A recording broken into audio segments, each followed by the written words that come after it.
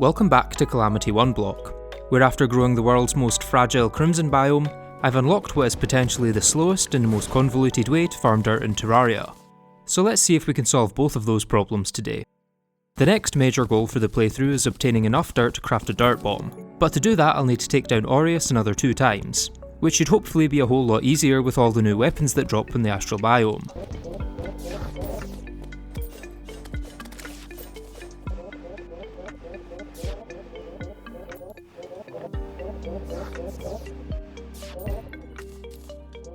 Oh, this is more damage for sure.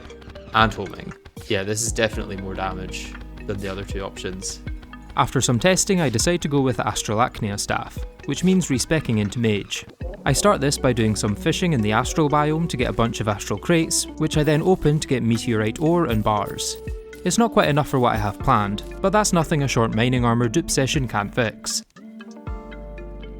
Once I have enough meteorite, I turn this into a comet shard and consume it for an extra 50 mana. Then, while trying to craft some mage potions, I notice something I probably should have thought of long before now. Deathweed is an issue though. I maybe need to set up a deathweed farm. I fear it might be that point where I actually have to start farming. Initially, I set up a farm in the caverns before remembering that herbs grow 6 times faster on the surface. A very useful fact I don't see talked about often. I then decide to aim for an armour upgrade in the form of the Brimflame set, which requires taking down the Calamitas clone.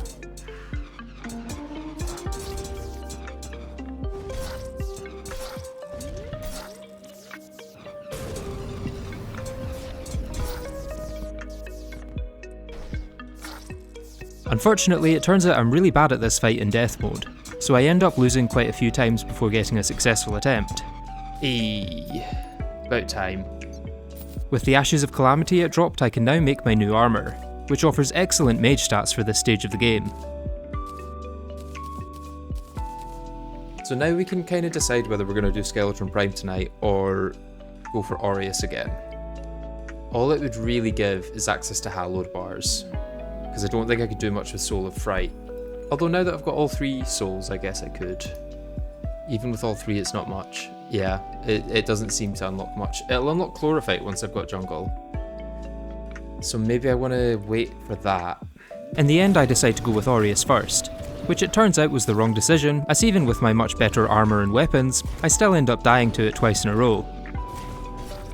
Okay, I think Skeleton Prime tomorrow night instead of more time on Aureus. I think that will be worth more in the long run.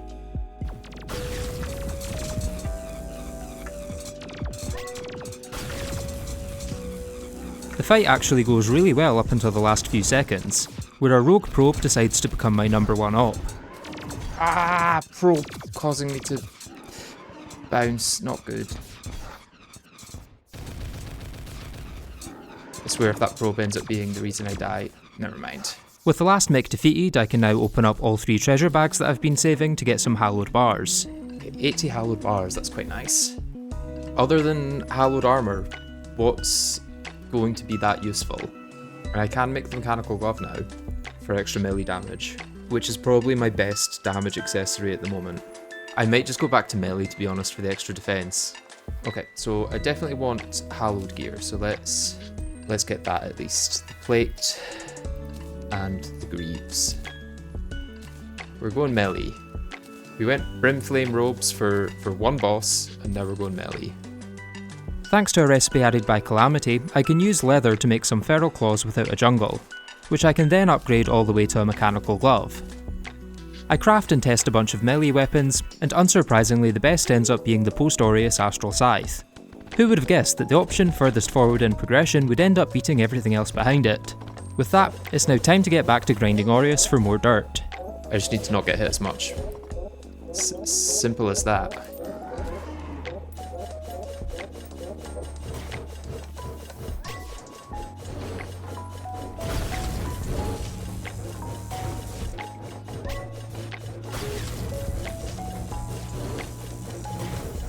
Looking good for this one. Yeah, I think we got it. More dirt incoming. Was that a no-hit? I think it depends if you allow hallowed armor when it comes to no-hits. I would be scared to say it was a no-hit. Yeah, this is why I wanted hallowed armor, to be honest. That made it so much better. But what I want to do now is... Wait, did we get the message? Yeah, a star has fallen from the heavens. Nice. So let's go mine that star from the heavens for extra dirt.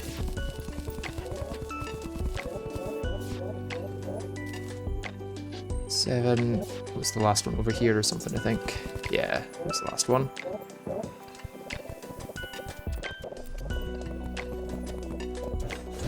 Okay, hopefully he's dead very, very soon. There we go. All I need is one dirt now, and we're at infinite dirt. There we go. Now we can get to how a lot of Skyblocks start. 32 dirt, which is enough for a dirt bomb. Dirt bombs require 25 dirt to craft, but when exploded they generate up to 57 dirt, which can then be used to craft even more dirt bombs and repeat the cycle, allowing for a much faster and easier way to generate dirt than fighting Aureus for a mere 8 blocks of the stuff. Eventually I try a tip from Raz for how to farm dirt much more effectively by running between 2 walls while throwing dirt bombs and dynamite, which works a charm and allows me to get hundreds of dirt blocks in no time.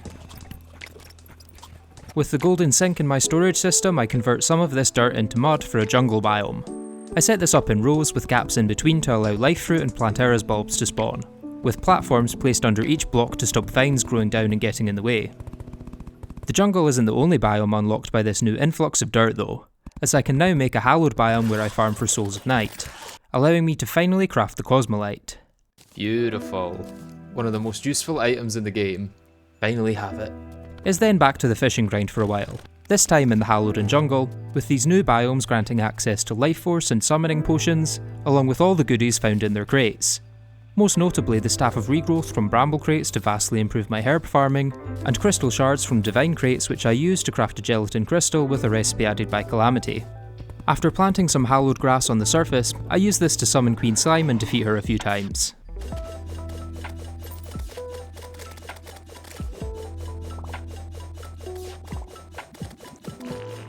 None of her drops are all that useful, so I mainly do this for fun and to show that it's possible to fight her at this point. By the end of it though, it's almost night, so while I'm here I may as well catch some prismatic lacewings, which Calamity makes spawn at any point in hard mode rather than post Plantera. Speaking of Plantera, I set up an arena for her just above my life fruit farm, then place even more mud in large blocks in the caverns. Most people already know that chlorophyte can spread to nearby mud blocks, but a much more obscure piece of Terraria trivia is that jungle grass in the caverns can rarely convert mud within 11 blocks of it into chlorophyte. Now I'm not sure if I just got lucky here or what, but it doesn't take long at all for me to notice an extra green pixel on the map. Oh, we have our first chlorophyte. It is possible to get chlorophyte. Very nice. Now technically I could dupe this or I could let it grow. I might dupe it, to be honest. It might be a lot easier to dupe. Oh, I do need a pickaxe axe though. Do I have enough souls for that? That's the question. Oh, I don't think I have enough souls for that. Or hallowed bars, I guess. Okay, which mech did I hate the least? Let's try the destroyer, I guess.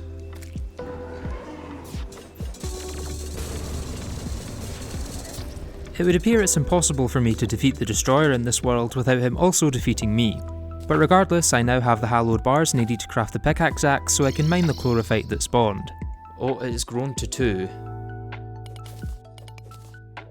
I guess we could leave one here to propagate. And then we will take the other one up here. Switch these out. And now we do this till we've got enough chlorophyte to do stuff with it. Could make the true Excalibur. Turtle might be better than hallowed. And chlorophyte extractinator could be useful. I don't know what for, but it could be useful. So the chlorophyte partisan is a material. Oh, I could make that. I might make that. After Plantera, of course. Because I think I've got a Dark Lance in here. And then I can make a Gungnir. I can make a chlorophyte partisan. Interesting. What else is possible? Or useful? While there are many things that chlorophyte unlocks, I mostly ignore them for now, and instead get started on a mushroom fields biome using some seeds I got from stuffed fish. Technically, this would have been possible back when I had only 8 dirt, as both the vines and trees that grow on mushroom grass count as tiles for the biome. However, that would involve converting all of my dirt into mud, which would prevent me from doing much else with it. And I don't gain a lot from the biome anyway. By the time I'm finished with building, my jungle has become overrun with weeds that will prevent life fruits from growing. So I clear these, then catch some frogs to turn into bounding potions. Man, I didn't realise how many frogs you got in an underground town. That's a lot of frogs in a very short amount of time. Especially considering it's 3 per. Like, that's 45 bounding potions I've just got the stuff for there. To craft these into potions though, I'll also need some vines, so spend a little time farming these before returning to base. Let's just max stack it. Never have to worry about them for a while. A side effect of this little farming session is that I now also have the materials needed to craft the Axe of Regrowth. Very nice. Portal bulb requires more jungle spores. I just used all my jungle spores. Brilliant. Without enough spores to craft a portal bulb, I resort to spawning Plantera the old-fashioned way. Okay, some buffs and some better dodging. I feel this is definitely possible. Maybe some blocks in the middle for her to latch onto as well. I add the blocks to the middle of the arena, buff up, and spawn her again.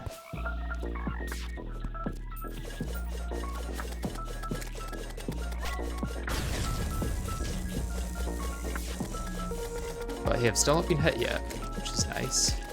Like, for actual damage.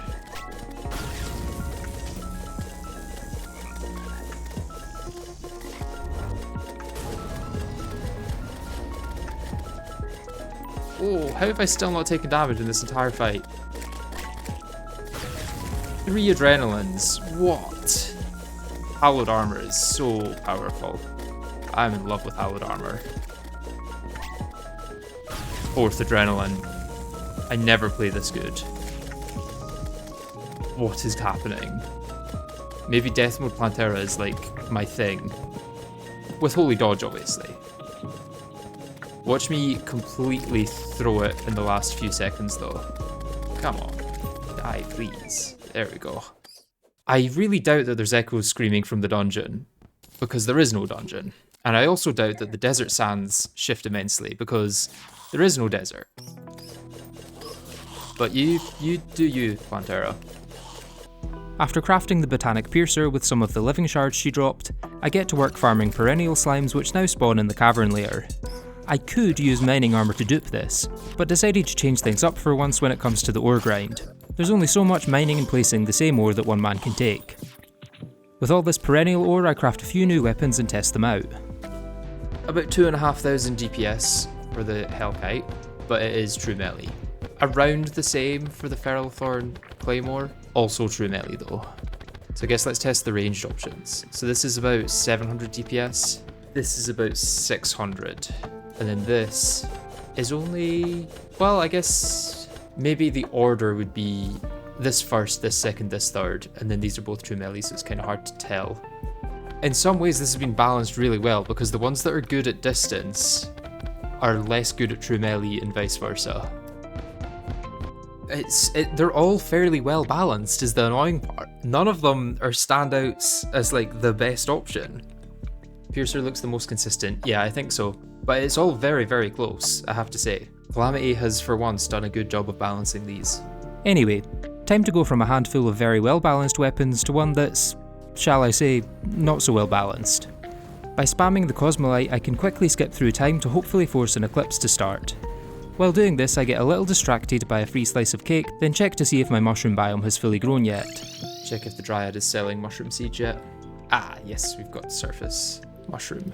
Give me mushroom seeds. Give me around 2,000 mushroom seeds. And hopefully, if this is a valid house, Truffle should be able to move in, right? I think so. With that distraction out of the way, I get back to time skipping until I get an eclipse. Now that Plantera is defeated, I can get a butcher's chainsaw from this. And let me tell you, this may be the most unbalanced true melee weapon in the entire game. Which is saying a lot considering it's the most unbalanced class in the game. Yeah, pretty good, yeah. It's alright, I guess. Yeah, it's like twice as good as the Feral Thorn. By the time I'm done with the eclipse, the Truffle has moved in who I buy an auto hammer from. I don't quite have enough glowing mushrooms to make much from Shroomite now, but it should be quite useful later on. For now though, I get back to fighting Plantera in the hopes of getting a Venus Magnum, and with some adrenaline or rage, the Butcher's Chainsaw absolutely shreds her. It's just a shame that in order to use it I have to get so close to her that taking damage is inevitable, which ends up costing me this attempt. Definitely don't die now. I died now. Come on, like, surely something can hit her. No, that is painful. I play it a little safer on the next one though, and it pays off with me getting exactly what I wanted from the bag. This also gives me some more living shards which I craft into life fruits to max out my health. And then I should be able to craft the blood fruit as well, I think. No, blood orange. Dragon fruit will be possible, elderberry will be possible, and miracle fruit will actually be possible. All of these are possible, which is kind of surprising. The next boss on my list of possible targets is Duke Fishron. So I use some mushroom seeds I bought from the Dryads to make an underground mushroom biome where truffle worms can spawn. With the worms in hand, I was about to start duping chlorophyte for bullets to use against Duke when something unexpected happened. Oh, never mind, we're getting another slime rain.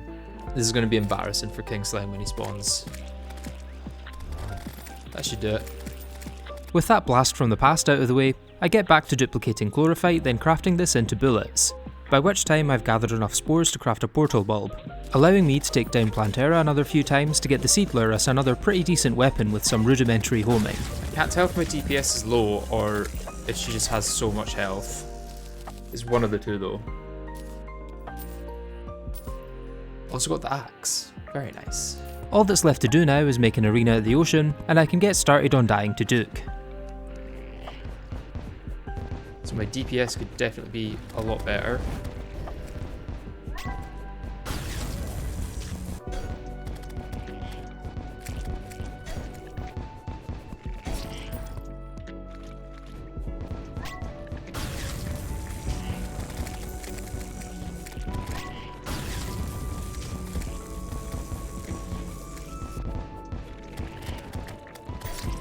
The lack of a ram dash really makes this fight a lot harder than it usually is, as with something like the Deep Diver or Asgard's Valor, you can dash through him to avoid damage. Sadly, both of these are currently unobtainable, and the Shield of Cthulhu grants less iframes than Calamity, so that's not an option either. It also doesn't help that I'm quite bad at this fight, so I eventually decide to switch things up and try the Empress of Light instead.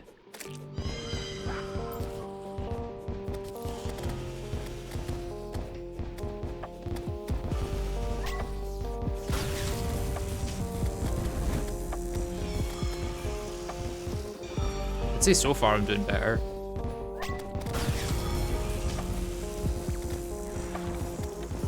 With a full arena and some buffs, I reckon this is doable. And so I add a miniature hallowed to my existing arena so I can spawn the Empress, then settle in for quite a few attempts.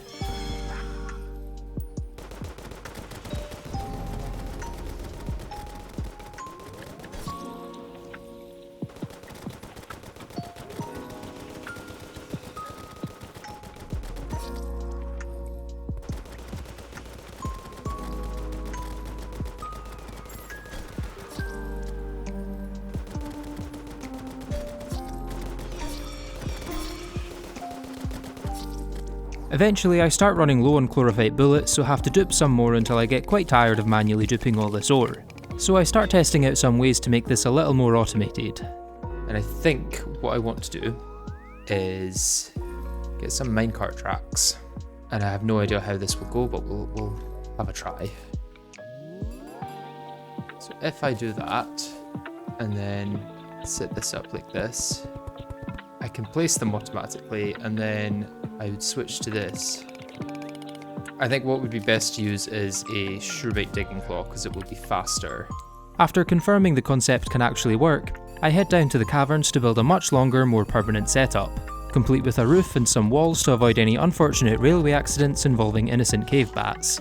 It takes a little trial and error to get the right speed for placing the ore and mining it, both of which are different by the way, but it's definitely much faster and easier than what I was doing before, and gives me plenty of bullets to continue fighting the Empress.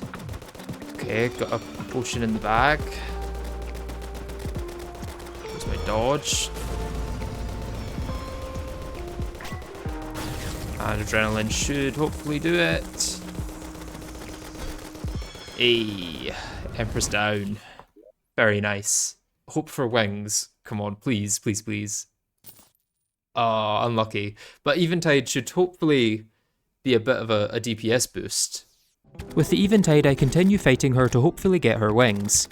Although after a few failed attempts, I also end up running out of the cinder arrows I was using, so have to use my new minecart setup to get more of the ores needed to craft them. While doing this, an armoured digger spawns, a rather rare post-Plantera enemy.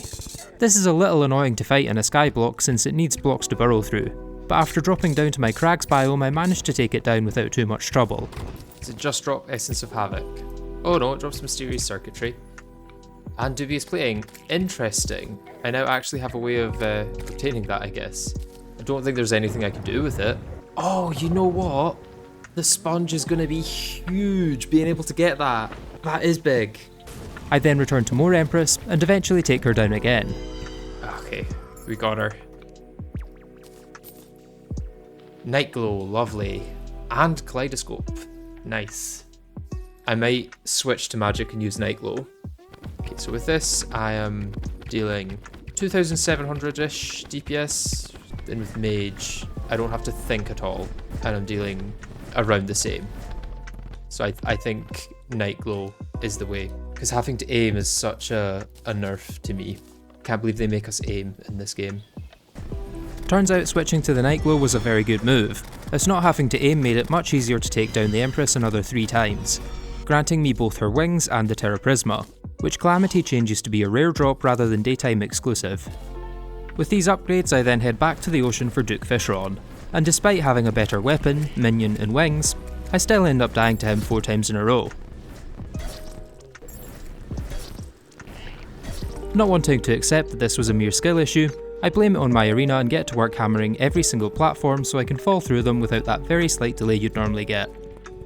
Of course, it was actually a skill issue all along, so I still die to him another 2 times before getting a lucky attempt that takes him down for good. Hey, done. With the Empress and Duke defeated, I was going to need to find some way to get the cultist if I wanted to progress any further. Normally this would mean taking down Golem, but the complete lack of a temple in this world makes that impossible. But if you've seen my Calamity low percent video, then you may know that there's actually another way to summon the cultist in Calamity. In the 3rd and 4th layer of the Abyss there exists an enemy called an Idolist, that when killed will drop an Eidolon tablet, an item that can directly summon the cultist when used. The issue then is that much like the temple, this world doesn't have an Abyss, so I'm going to need to build one myself. The path to Idolists is quite convoluted and starts by filling a large pool with water. Then I place down some planty mush I got from fishing in the sulphurous sea all the way back in pre-hard mode, and as long as it's placed at the correct height below the sulphurous sea, this surprisingly fills the criteria for a layer 2 Abyss. But what we need for an Idolist to spawn is layers 3 or 4, so we're not done yet. Within layer 2 you'll find the Luminous Corvina, a hostile fish that drops Voidstone when killed.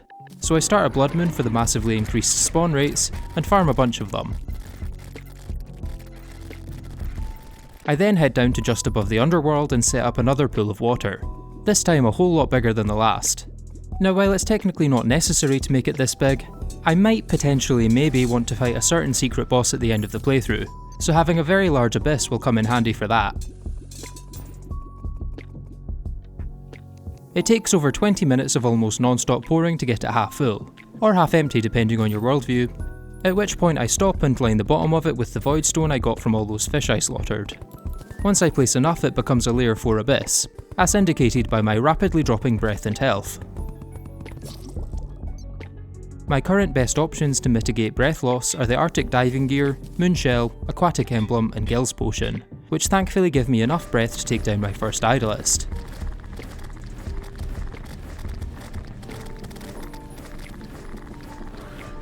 While it may not drop the Eidolon tablet I'm after, it does drop some ectoplasm. This only occurs after beating Plantera, and is the only way to obtain ectoplasm in this one block. Not only will this be a very useful material for crafting new items, it's also straight up essential for the cores of Calamity used in the Altar of the Accursed. Even after I take down enough Idolists to get the tablet, I continue farming them for more ectoplasm, then use some of this to craft the Pumpkin Moon Medallion. The Pumpkin Moon itself doesn't offer anything that's all that useful for my current stage of progression, but I take it down anyway for fun before returning to the Abyss for even more ectoplasm. Sometime later I have enough ectoplasm to upgrade to Spectre armour, granting much higher damage stats at the cost of losing my hallowed dodge, so as long as I don't get hit too much, this should make short work of the cultist.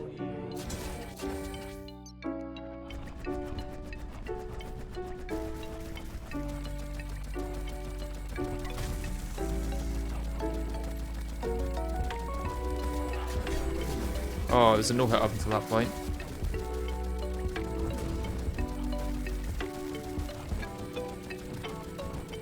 Okay, yeah, this is easy. I don't want to dwell too long on the pillars since they're really quite boring. In short, I take down some enemies, make a weapon upgrade, take down some more enemies and make another weapon upgrade, then repeat until I've crafted everything I want to craft. The main one you need to be aware of is the Spectral Storm Cannon, which quickly becomes my favourite weapon for this stage. It's the final upgrade to the Flare Cannon, so I also have to buy some flares from the merchant and upgrade these into cursed flares to make the most out of it. Considering my next boss is Astromdeus, a worm boss that frequently ends up off screen, the fact that this fires a mixture of piercing and homing flares makes it the perfect weapon for this fight. It's just a shame that it's in the hands of me, a far from perfect player. The next 4.5 hours mainly consist of me repeatedly dying to Astromdeus, making slight improvements to my arena that take way too much time and drain me of all concentration and energy, then dying to Astromdeus all over again. Oh, okay, 3 seconds on a heal. Really could use that heal. Never mind. I don't want to force you to watch me hammer platforms for 2 hours though, and I definitely don't want to spend any time trying to edit it down into a 2-minute section with only a vague resemblance to something you could call entertaining. So let's just get into the actually successful attempt.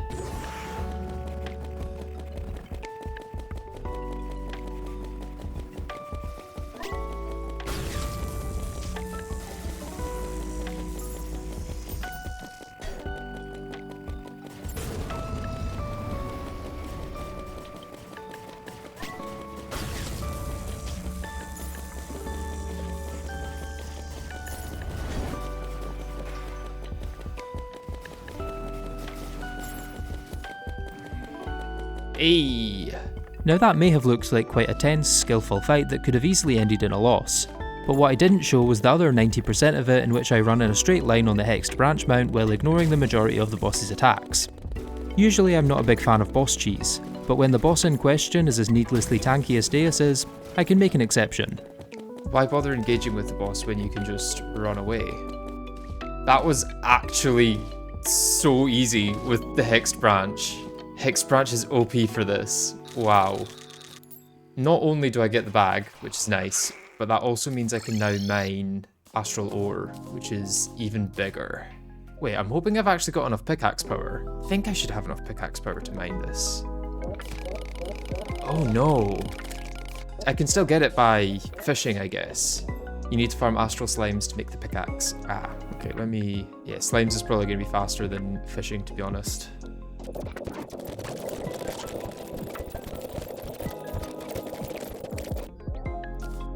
So we've got 215.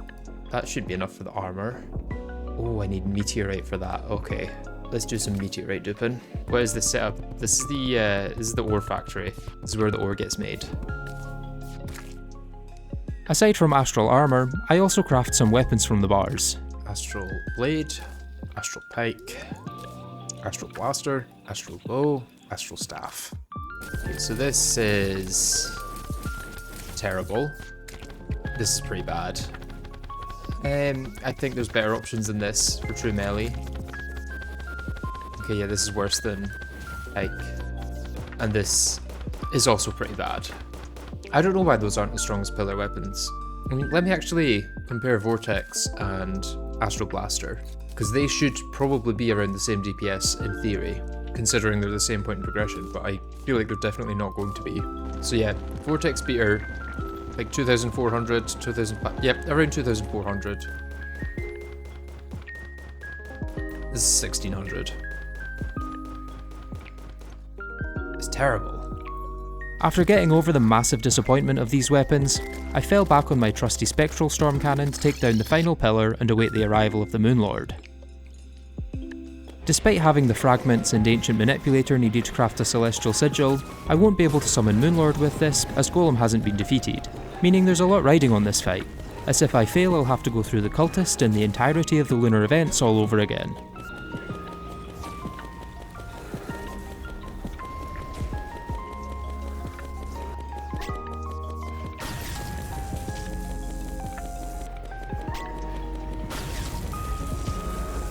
Okay, he's about down. I think this is going to be a one-time fight. First attempt, not bad, as long as I don't throw it. There we go. While the Moonlord fight itself may have been a bit anticlimactic, the new content unlocked by it certainly isn't, especially in a skyblock such as this. Now progress happens. A lot of progress. Insane amounts of progress, to be honest. To get that progress though, I'm going to need a lot of Luminite, which Calamity makes very easy with the addition of planetoids filled with the stuff that spawn after Moonlord. So I craft a vortex pickaxe, then take to the skies and get mining. With all of the planetoids fully excavated, I return home with over 2,000 Luminite ore ready to craft new armour, weapons and accessories. But that's not what I'm most excited by. And now, the main event of Moonlord. The bottomless Shimmer bucket. If you know anything about Skyblock or even just Terraria in general, then I don't need to tell you just how much this one fluid unlocks. And then what I can do is fill that with Shimmer, which unlocks so much. But to see that, you're going to have to subscribe to the channel and wait for the next episode. Unless of course you'd like to join my Patreon, where it will already be uploaded when this one goes public. Either way, thank you very much for watching, and I hope to see you in the next one.